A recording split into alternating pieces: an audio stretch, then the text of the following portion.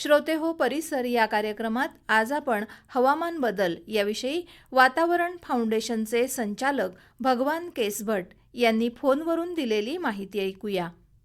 श्रोते हो नमस्कार. आज आपण या अशा विषयावर बोलणार आहोत जो विशेषतः मोठ्या शहरांमध्ये राहणाऱ्या प्रत्येक व्यक्तीच्या आयुष्याशी जोडलेला आहे. तो विषय आहे हवामान बदल आणि शहरी जीवन. आपण मुंबई, दिल्ली, पुणे, बेंगलोर, चेन्नई, हैदराबाद आणि कोणत्याही मोठ्या शहरात राहत असाल तर आपण हवामान बदलाचे परिणाम दररोज अनुभवत आहोत. कधी उष्णतेच्या लाटामधून, कधी पाणी टंचाईमधून, तर कधी अचानक होणाऱ्या पुरातून.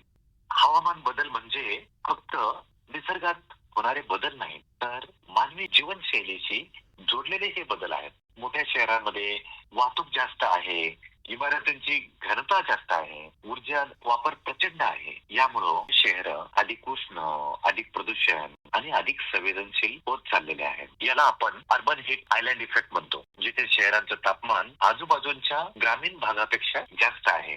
आपल्या मोठ्या शहरांमध्ये 3 मोठ्या समस्या प्रकर्षाने जाणवत आहे. पहिली, अत्यंत उष्णता, उन्हाळ्यात तापमान विक्रमी पातळी गाठत आहे. दुसरी, पाणी व्यवस्थापन, एकीकडे पाणी टंचाई तर दुसरीकडे मुसळधार पावसात आलेला पूर, जो आपण चेन्नई असेल की कोल्हापूरचा पूर असेल की अतिशय समृद्ध अशा चिपळूण सारख्या आपल्या शहरांमध्ये असेल. तिसरी, हवेचं प्रदूषण, वाहनं, बांधकाम, उद्योग यामुळं श्वसनाचे आजार वाढत आहेत. ही सगळी संकट वेगळी वेगळी वाटत आहेत पण त्यांची मुळं एकाच ठिकाणी आहे आणि ते म्हणजे हवामान बदल आणि नियोजनाचा अभाव. वाहतूक कोंडी, आरोग्य समस्या, मानसिक तणाव या सगळ्यांशी शहरी नागरिक झुंज देत आहेत.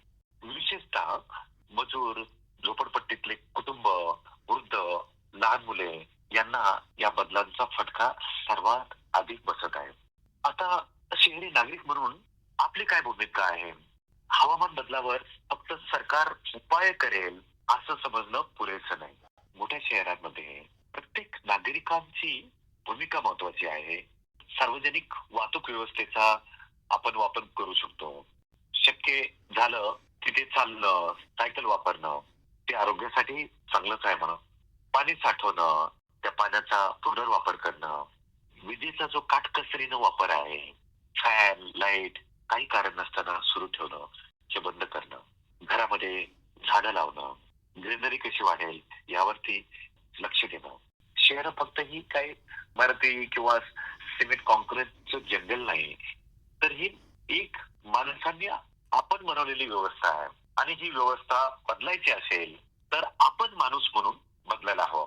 शहरी हवामान संकट सोडवण्यासाठी फक्त व्यक्तीपुरते उपाय पुरेसे नाही. शहरांचं नियोजन, हरित जागा, आपण त्याला ग्रीन स्पेसेस म्हणूया की प्लेग्राऊंड, गार्डन्स, रिक्रिएशन स्पेसेस, या सगळ्या स्पेसेस आणि जलनिसारण व्यवस्था, सार्वजनिक वाहतूक या सगळ्यांमध्ये हवामान संवेदनशील असा दृष्टिकोन आपण घ्यायला हवा. स्थानिक स्वराज्य संस्था, महानगरपालिका आणि नागरिक आपण एकत्र काम केल्याशिवाय शहर सस्टेनेबल होऊ शकत नाही. म्हणून आज आपण घेतलेले निर्णय आपल्या शहरांचं उद्याचं रूप ठरवतील. धन्यवाद. हवामान बदल याविषयी वातावरण फाउंडेशनचे संचालक भगवान केसभट यांनी फोनवरून दिलेली माहिती आत्ताच आपण ऐकलीत. निवेदन केलं होतं विद्या तावडे यांनी आणि सादर करते होते विवेक वानखडे. ही आकाशवाणी रत्नागिरी केंद्राची निर्मिती होती.